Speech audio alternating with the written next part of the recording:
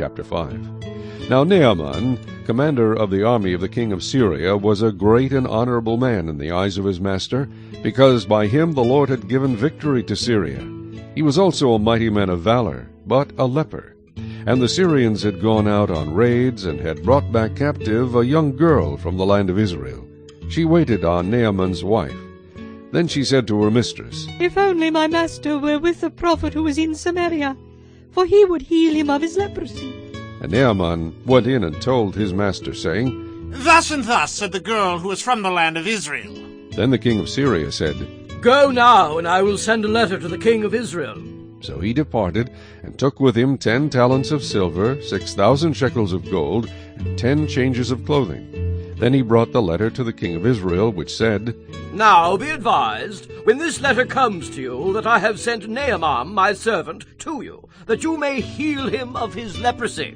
And it happened, when the king of Israel read the letter, that he tore his clothes and said, Am I God, to kill and make alive, that this man sends a man to me to heal him of his leprosy?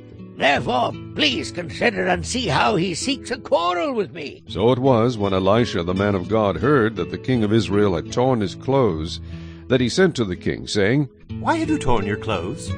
Please let him come to me, and he shall know that there is a prophet in Israel." Then Naaman went with his horses and chariot, and he stood at the door of Elisha's house. And Elisha sent a messenger to him, saying, "Go, and wash in the Jordan 7 times, and your flesh shall be restored to you, and you shall be clean." But Naaman became furious, and went away, and said, Indeed, I said to myself, he will surely come out to me, and stand and call on the name of the Lord his God, and wave his hand over the place, and heal the leprosy. Are not the Abana and the Pharpar, the rivers of Damascus, better than all the waters of Israel? Could I not wash in them and be clean? So he turned and went away in rage. And his servants came near and spoke to him, and said, My father, if the prophet had told you to do something great, would you not have done it? How much more then, when he says to you, Wash and be clean? So he went down and dipped 7 times in the Jordan, according to the saying of the man of God. And his flesh was restored like the flesh of a little child, and he was clean.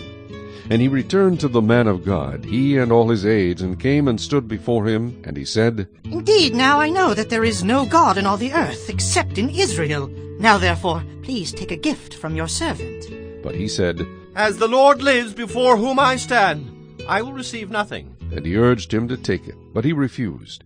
So Naaman said, Then if not, please let your servant be given 2 mule loads of earth. For your servant will no longer offer either burnt offering or sacrifice to other gods, but to the Lord.